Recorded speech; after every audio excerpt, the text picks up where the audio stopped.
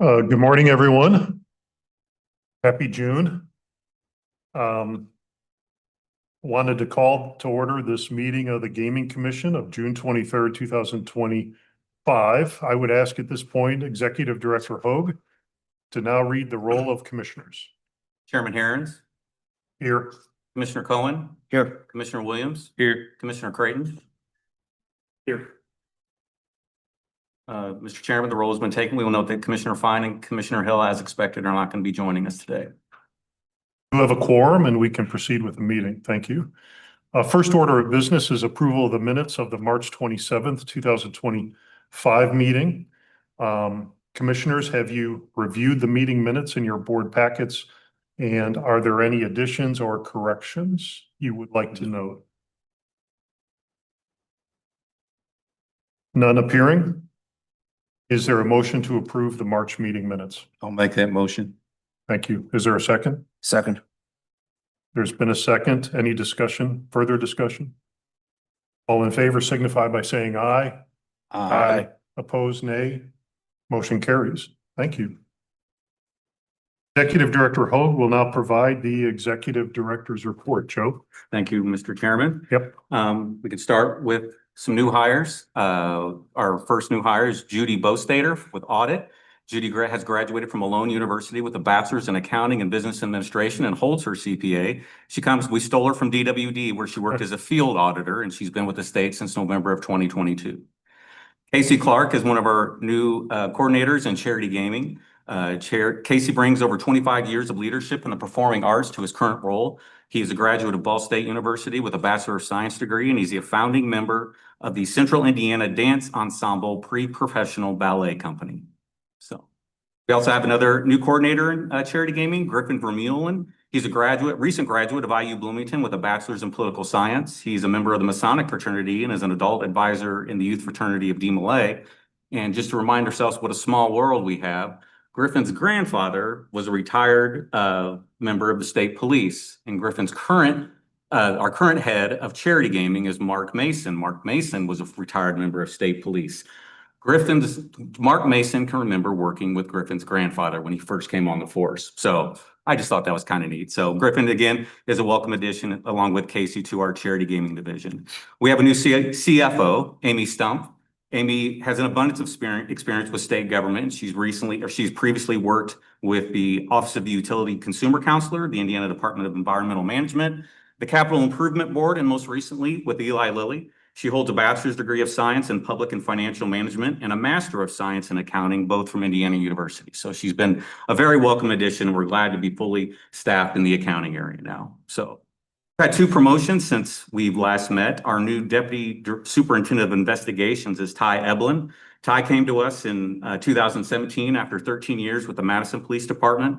And since joining the commission, he has risen through the ranks from agent to investigator to gaming control to investigation supervisor. So we're glad to have Ty with us. And we also have Jeremy Arnold, who's recently been promoted to Ty's old spot as investigation supervisor. Jeremy came to us in 2017 after many years with the Austin Police Department and the Scott County Sheriff's Department. So he started with us as a gaming agent and he worked in gaming control in 2021, and he's now our investigation supervisor. So welcome aboard to all those people. Congratulations to all those that got promoted. It is a little bit bittersweet when we talk about our staffing update that Dennis Mullen, who actually is still with us, although he's on vacation, Dennis will be departing the agency on Monday, July 7th after 10 years. And he's worked a number of different roles. He was Deputy General Counsel. He was Director of Sports Wagering. He was the General Counsel is where he serves now. He was Acting Executive Director. Dennis is going to go to the private sector. I will let him share details of where that will be, but I wouldn't be surprised to see him at gatherings like this over the course of the next couple of meetings or years. So I don't think he'll be going far. Dennis is a wonderful attorney, but I think most importantly, he's just a really good human being. He's been very helpful to both me and Mike in coming on 6 months ago. He's a great father. He's a great family man, and he's devoted 10 years of his life to the Gaming Commission. And, essentially a quarter of his working career will have been spent here. And so I know we very much appreciated all the things that he's done. He always felt like the rock that we could all depend on, whether it was a legal issue or something. It was always one of those things. Well, let's just go ask Dennis. and he would be a good guide. So we are sad to see him go, but we are very happy of his professional success and moving on. So we wish him the best of luck. Legislatively, the session did close since we've last met in March, so I want to just give a brief update on some of the things that you'll see coming. Senate Bill 43, which has been referred to as the relocation study, is a study that the Gaming Commission will be required to contract with a vendor who we've already contracted with, Spectrum, to provide a study to identify the top 2 regions in the state where an owner's license may be located. So the statute delineates a couple different factors that must be considered by the company doing the study, like annual gaming revenues, impact on the other casinos in the industry, impact on the region's tourism efforts, impact on horse racing and things of that nature. So that has to be completed by November 1st. We have gotten a couple questions on whether that will be a public document, and it will be. And so as soon as we receive that, the finished product from Spectrum, we will obviously provide it to the legislature, but also post it online at our website. So in the charity gaming area, there was some movement in the session, most specifically we will now be regulating e-pull tabs for those. And as it's set out, those qualified fraternal and veteran organizations will be allowed to offer e-pull tabs. Essentially, think of your just manual paper pull tabs, and this would just be an e-pull tab. So the game will have the same odds. There'll be limits on how many devices that a charity gaming organization can have based on their square footage. The Gaming Commission has to come up with rules to kind of address how the nuts and the bolts of the operation will be allowed to operate. But our charity gaming staff and our legal staff, that Mark, Bob, and Heather have been working extensively with the industry, taking comments as we prepare the rules. And we expect to have an interim rule posted as quickly after July 1 as we can, and then proceed with the permanent rule. So that'll be a new thing that the commission will be responsible for. There was Senate Bill 108, which is just some cleanup provisions within charity gaming, mostly dealing with audit requirements for certain agencies. It allows for electronic raffles to be conducted under certain circumstances, and also ID requirements for those that are organizing a casino game night. In the Athletic Commission, under that neck of the woods for us, we will now regulating bare knuckle boxing and a few other mixed martial arts disciplines. And so we have had a statute for a long time that basically said the commission may adopt rules, and the legislature stepped in and say we now shall adopt rules. And so in the future, similar to a boxing event at an armory or at I keep calling it Conseco, at Bankers Life, you now could see a bare knuckles fight or show if a promoter wants to do that. So Joanna and Chris are both working very hard on the rules, kind of like with the e-pull tabs and the charity gaming things. We got to do an intermittent rule and a permanent rule, but they've done an excellent job. Again, with the industry, lots of fears when you start moving people's cheese around or doing something different. And so they've been very responsive to that, and it's been well received. So lots of new things in the future for us to plan for as we finish out the rest of 2025. I did want to mention one thing. It's been in our gaming clips recently, but and I want to give a salute to our gaming agents in Northwest Indiana. After the completion of a 7th-month investigation, the Lake County prosecutor brought 47 felony charges against six individuals, all surrounding baccarat play at Hard Rock.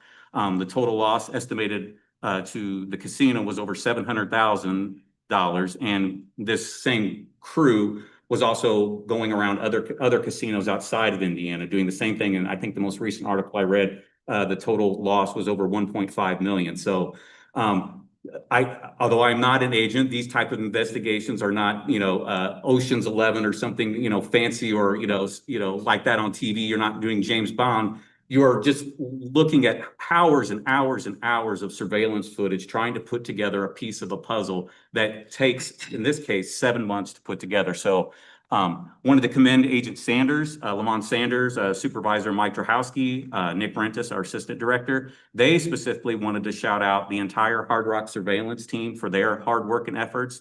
We also wanted to thank the Hard Rock executive staff for a little assist there at the end to get it across the finish line. And we'd like to thank the Lake County prosecutor for bringing the charges. So great work that was done, very tedious, very detail driven, and they've all been commended for their efforts. So On reinvestigations, our background division has completed reinvestigations for the following licensees. These confidential reports are in your materials. We had Acres Manufacturing Company, Global Surveillance Associates Incorporated, Aristocrat Technologies Incorporated, American Gaming and Electronics Incorporated, Gaming Partners International USA Incorporated, and NRT Technology Corporation. So if you have questions on those, I know Danielle is here. Should you have? Garth is not, he's on vacation. So on our exclusion list, since March of 2025, we've added 16 more individuals to the exclusion list. With these additions, we have a total of 1,105 individuals that are on the state's exclusion list. Last but not least, we have waivers. Since the last commission meeting, we granted 9 waivers. Of those 9, 6 were applicable to all casinos at large. 1 was specific to Caesars Southern Indiana, 1 to Hollywood, and then the remaining 2 were for Terre Haute. The casino at large waivers address level 3 licensing, bill testing procedures, TITO redemption thresholds at self-redemption kiosks, aggregate table payouts, and cage redemption of sports wagering transactions when the retail sports book was already closed. The Caesars Southern Indiana waiver, which was a limited waiver, addressed actions that were to occur during a work stoppage. As you recall, there was a brief work stoppage at Caesars Southern Indiana for a portion of their staff since we've met last, but that the company and the union have come to an agreement, and so that waiver obviously is no longer in effect. The Hollywood waiver allowed the utilization of electronic machine entry authorization log, and then the 2 Terre Haute waivers, one addressed the use of a half craps table, and the other addressed procedures to be followed regarding found money. So again, as always, our information on the waivers were in your materials, and they're also posted on our website after today's meeting. So with that, Mr. Chairman.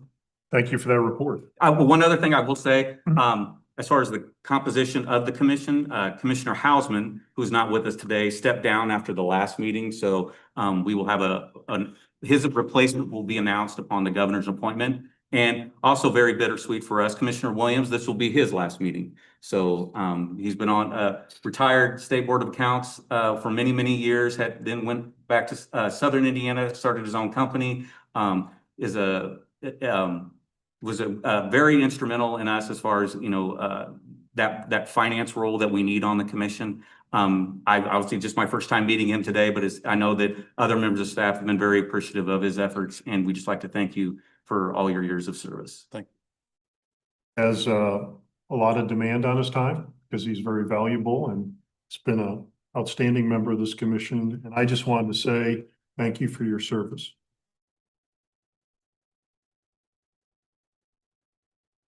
We'll move on to administering the oath to the presenters today. Joe, would you administer the oath Sure. to all the presenters?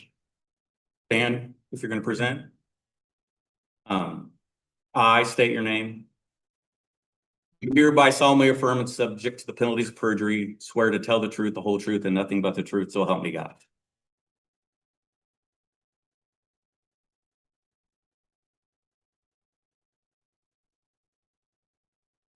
Before moving on to new business, is there any old business that needs to be addressed? None appearing? We'll move on to the new business. First item on today's agenda are license renewals. Attorney Chris Neal will now present on orders 2025-47 through 2025-52. Chris? Morning, Commissioners, Executive Staff. First, you have before you Order 2025-47. Pursuant to Indiana Code Section 4-33-7-8 and 68, Indiana Administrative Code Section 2-2-8, a supplier's license must be renewed each year along with payment of a $7,500 renewal fee. Each of the following licensees has submitted a timely request for renewal along with the required payment. White Hat Gaming, Konami Gaming Incorporated, Mask Publishing Incorporated, Every Payments Incorporated, Gaming Arts, Ainsworth Game Technology, United States Playing Card Company, Novomatic America Sales LLC, NRT Technology Corporation, Vici Properties Incorporated, Acres Manufacturing, Canby Group PLC, and GeoComply Solutions Incorporated. Approving Order 2025-47 would have the effect of renewing the license of each of the respective licensees for a period of 1 year. And next on the agenda, you have before you orders 2025-48 and 2025-49 regarding the renewal of Hard Rock Northern Indiana and Horseshoe Hammond Casinos owners license renewals respectively. Hard Rock Northern Indiana and Horseshoe Hammond have both filed the proper paperwork and paid their renewal fee. Previously, by orders 2024-62 and 2024-63, the commission had approved the written power of attorney for Hard Rock Northern Indiana and Horseshoe Hammond. These approvals expire upon the renewal of the casino owner's license, and for that reason, all casinos must request renewal of the commission's approval of the written power of attorney concurrently with the request for renewal, or present the commission with a new written power of attorney, naming a new trustee in waiting. Hard Rock Northern Indiana and Horseshoe Hammond have both stated their intent to maintain their existing trustees in waiting and have not presented the commission with any modifications to their power of attorney.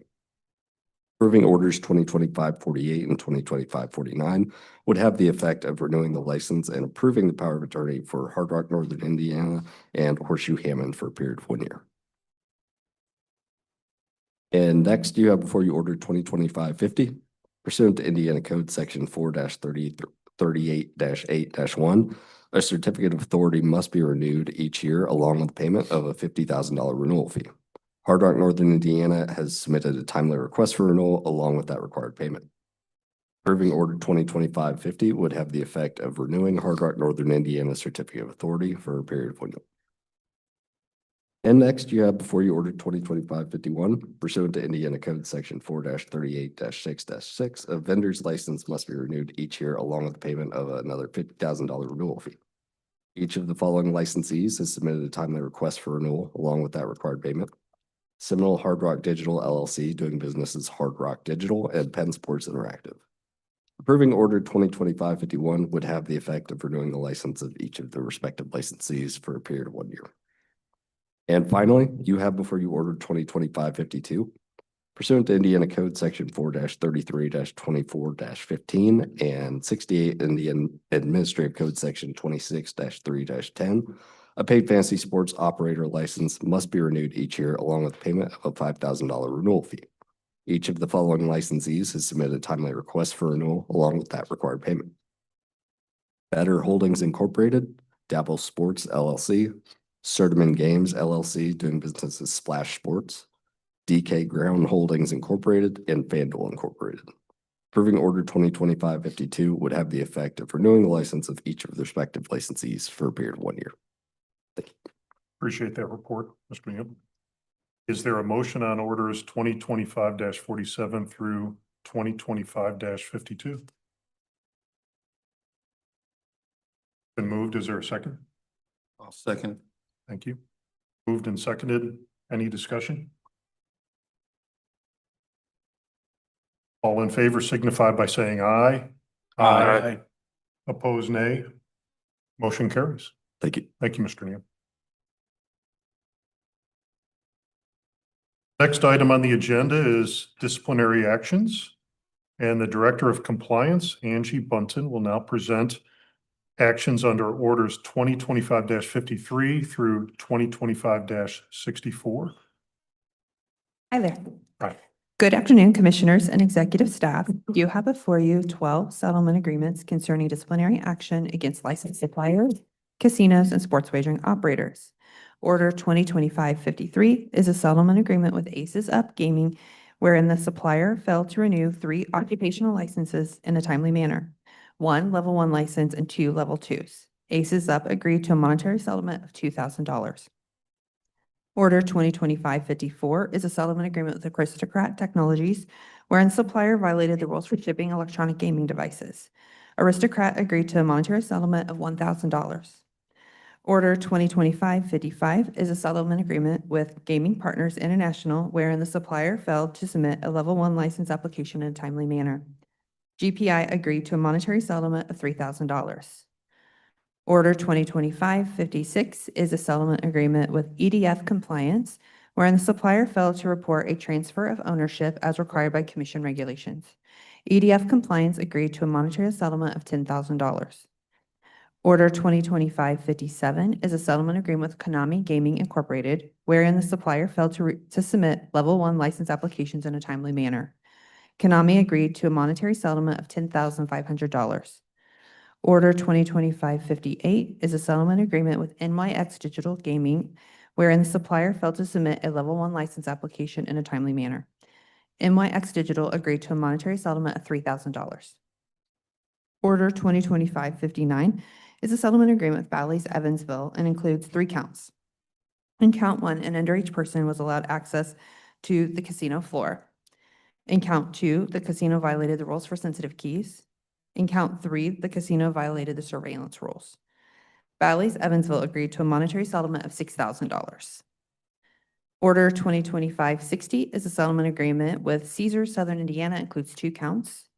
In count 1, the casino violated the rules on sensitive keys. In count 2, the casino violated the rules for live gaming device fills. Caesars Southern Indiana agreed to a monetary settlement of $2,000. Order 2025-61 is a settlement agreement with French Lick Resort Casino, wherein the casino violated the rules for live gaming device fills. French Lick Resort Casino agreed to a monetary settlement of $1,000. Order 2025-62 is a settlement agreement with Horseshoe Hammond, wherein the casino allowed an underage person to access the casino floor. Horseshoe Hammond agreed to a monetary settlement of $1,500. Order 2025-63 is a settlement agreement with PointsBet, wherein the sports wagering operator failed to submit an occupational licensing application in a timely manner, and an employee worked in a licensed position without an occupational license. PointsBet agreed to a monetary settlement of $1,500. Order 2025-64 is a settlement agreement with Caesars Race and Sportsbook Clarksville, wherein the sports wagering operator violated the rules for sensitive keys. Caesars Race and Sportsbook Clarksville agreed to a monetary settlement of $1,000. Relevant details for each settlement agreement have been provided in your meeting materials. Each settlement agreement will also be available on the Commission's website following the meeting. This concludes my presentation. Thank you very much for your report. Thank you. Appreciated the materials and the description of the steps that have been taken to ensure compliance, bring them into compliance. Okay. In addition to the fines. Oh, Yes. okay. Yeah. The bigger issue is compliance. Yes. So thank you. Thank you. There are a motion on orders 2025-53 through 2025-64. Is there a second? I'll second it. It's been moved and seconded. Any comments? No comments appearing. All in favor signify by saying aye. Aye. Opposed, nay. Motion carries. Thank you, Ms. Brent. Thank you. Next item on the agenda is casino matters. Deputy General Counsel Zach Watson will now present order 2025-65 concerning Boyd Gaming Corporation's financing requests. Watson. Good morning, Commissioners, Executive Staff. Commissioners, before you, you have Order 2025-65 concerning a request received from casino licensee Boyd Gaming Corporation for approval of a proposed financing transaction. In addition to seeking permission to act on the proposed financing transaction, Boyd Gaming Corporation also requested a waiver of the 2-meeting requirement in accordance with the Commission's authority contained in 68 IAC 1-13. Pursuant to 68 IAC 5-3, casino licensees, applicants, and affiliates seeking a debt transaction at or above $1 million must seek approval of the debt transaction from the Commission. The Commission reviews these transactions to analyze the financial health of the entity and ensure that the entity will not lease, hypothecate, borrow, or loan against the license in the transaction. Pursuant to 68 IAC 532B, the regular procedure for acquiring a approval of a debt transaction requires the Commission consideration of the debt transaction at 2 consecutive business meetings, which is referred to as the 2-meeting requirement. The Commission may waive administrative requirements pursuant to the authority in 68 IAC 1-2-13 when it is determined that the rule is impractical, burdensome, waiver is in the best interest of the public and the gaming industry, and the purpose of the rule can be fulfilled by alternative means. In the confidential materials detail the proposed financial transaction, as well as the Commission staff's analysis were provided to the Commission in the confidential materials. Approving Order 2025-65 would have the effect of waiving the 2-meeting requirement and approving Boyd Gaming's requested debt transactions subject to the following conditions. First, the terms articulated in the financial documentation do not materially differ from the terms that were presented in writing for approval. Second, the terms of the financial documentation do not violate IC 4-33 or 4-35. Third, Boyd Gaming Corporation must provide the commission with a legal opinion demonstrating compliance with IC 4-33 and 4-35. And finally, the Boyd Gaming Corporation must close on its respective financial transaction by certain dates.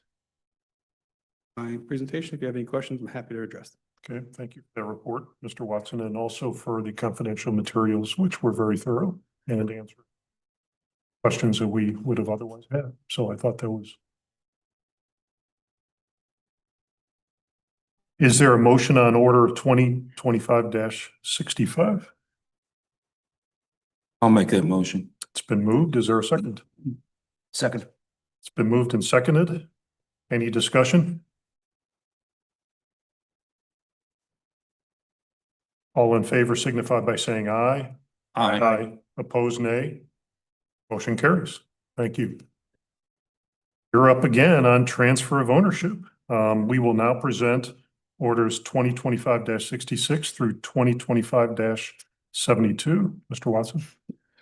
Commissioner, before you is order 2025-66 through 2025-72 concerning the ownership transfer request.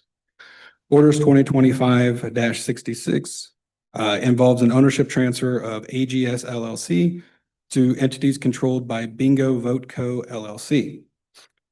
Orders 2025-67, 2025-68, and 2025-69 involve the ownership transfer of IGT, Every Payments Incorporated, and Every Games Incorporated to entities controlled by APX Voyager Vote Co. LLC.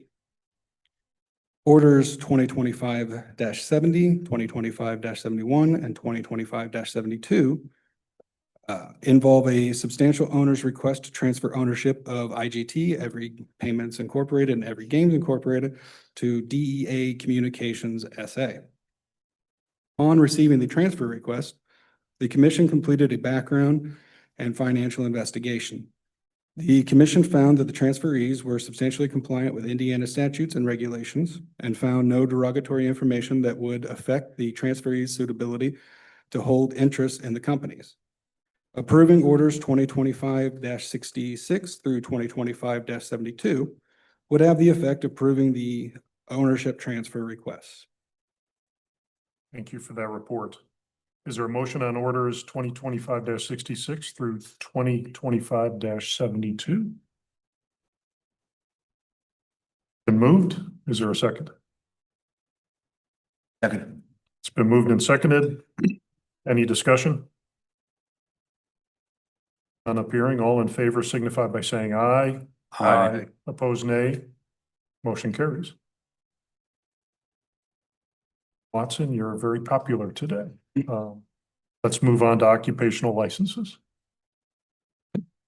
Commissioners, before you have orders 2025-73 and 2025-74 concerning applications for occupational licenses to work as Indiana licensees. Regarding these orders, applicants failed to disclose their complete criminal history and/or had felony convictions and therefore failed to meet the established standards for licensure. Applicants were given an opportunity to withdraw their applications from consideration but failed to do so. Detailed information regarding these orders is contained in your confidential materials. Approving order 2025-73 and 2025-74 would have the effect of denying these applications. We'll deal with these two orders, license denials, separately from the next item on the agenda, which is disciplinary actions involving settlement. At this point, I would ask, is there a motion on orders 2025-73 through order 2025-74? It's been moved. Is there a second? Second. Seconded. Any discussion? All in favor signify by saying aye. Aye. Opposed, nay. Motion carries. On to the disciplinary actions involving settlements. And finally, before you have orders 2025-75 and 2020 through 2025-100. These orders concern settlement agreements with commission staff and occupational licensees. In lieu of disciplinary action, commission staff offered each of these licensees a settlement agreement that would have them agree to an unpaid voluntary relinquishment of their occupational license for a period of regularly scheduled working days with no vacation or other paid time off to be used. Each of these licensees have agreed to the terms of the settlement agreements. Detailed information regarding these matters is contained in your confidential materials and has been provided to the commission. Approving orders 2025-75 through 2025-100 will have the effect of ratifying these agreements with the occupational licensees. So, is there a motion on orders 2025-75 through 2025-100? I'll make that motion. It's been moved. Is there a second? Second. Seconded. Any discussion? Hearing, all in favor signify by saying aye. Opposed, nay. Motion carries. Thank you. Thank you. That concludes our agenda for today's meeting. Our next meeting is scheduled for September 25th, 2025. Again, I want to thank Commissioner Williams for his service. You will be missed. And I want to thank all of you for being here today, and we hope you have a very